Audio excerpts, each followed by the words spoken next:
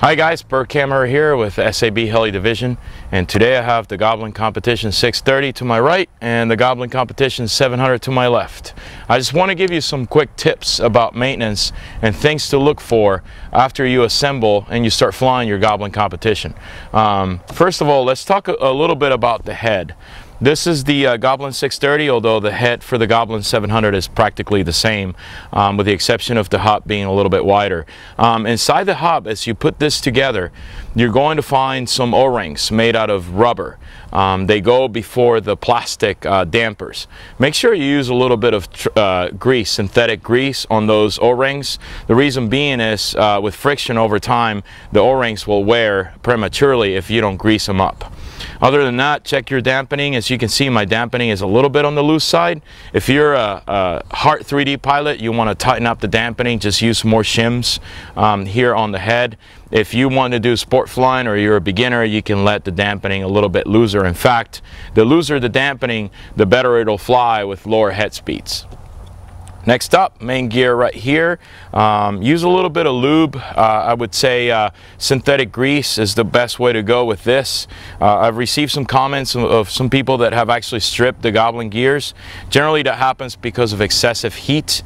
If you actually lube this with some sort of tri-flow or synthetic oil, you will actually see, or synthetic grease, you will see that the gear will last a lot longer because it will just not get as hot. Next up, let me show you the boom. The new boom on the competition model is completely different than the original boom. It's made with a new technology, the molds are different, and basically, as you can see up here, the connection point between the boom and the frame is completely different too. It's actually a lot more precise. Instead of having that piece of aluminum that goes here, you now have this separate piece of aluminum, and this goes inside the boom, and then you tighten it by using this bolt right here. Make sure to use Loctite, plenty of it, and make sure to tighten this really, really tight. You want to be careful with this. If this loosens up, you might have some problems. Another thing is, when you install this on the helicopter with the nylon bolts, make sure you use the supplied tool that comes with the kit. The SAB sort of nylon bolt tool. It's made out of plastic.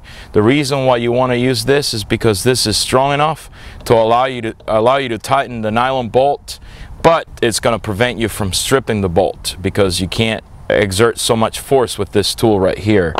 Another thing I recommend is after you get about 10 flights on the model, just double check to make sure that your nylon bolts are tight. You want to make sure they don't come loose over time. Next tip has to do with the canopy. I'm going to bring my 700 here, pull the canopy off of it real quick. I received some comments of people that have been using the quick release canopy mounts, that the canopy mounts are really hard to insert or install once you put the canopy in. The trick is to enlarge the holes a little bit. So these holes right here, they're usually 10 millimeters out of the factory. You want to enlarge the holes to about 12 to 12.5 millimeters. And what that allows you to do is that basically that gives you a little bit of, I guess you could say, wiggle room on these things. So when it's time to insert the canopy, it's a lot easier to find the socket here on the frame. It's a much easier process just to put the canopy back on the helicopter. I'll show you that when we're done here. One more thing right here that is important is to deburr, or I guess you could say, sort of file your frames. Basically, you want to use like sandpaper and sand your frames a little bit.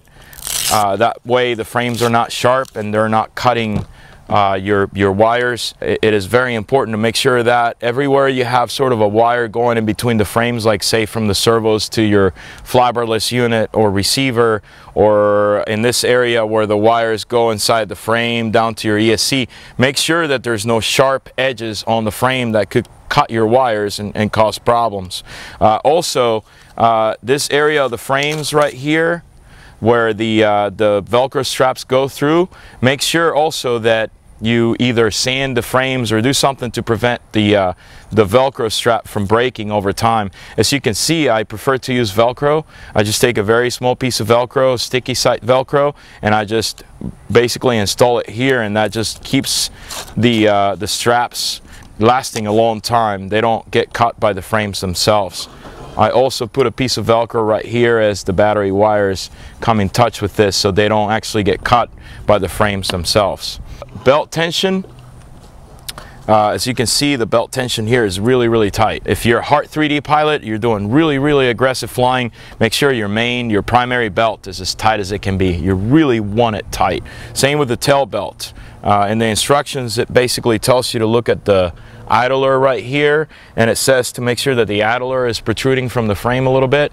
Don't really pay a whole lot of attention to it because every spring is different in the idler due to manufacturing, I guess you could say, tolerances. Just use common sense. Make sure that the tail belt is really tight. Last but not least, the bearing support for the motor. As you can see right here, I have no bearing support. That is due to the fact that this motor has an 8mm shaft. The bearing support is designed for motors that use a 6mm shaft. So you do not need to worry if you have a motor like, for example, this Contronic here that uses an 8mm shaft. You do not need that bearing support. And I'm just going to show you how easy it is to insert this canopy once you enlarge the holes on the canopy itself.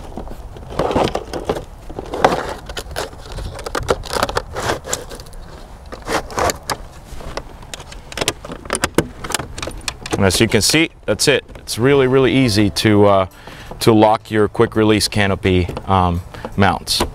So I hope these tips were useful for the Goblin competition, and I'll see you guys on the next video.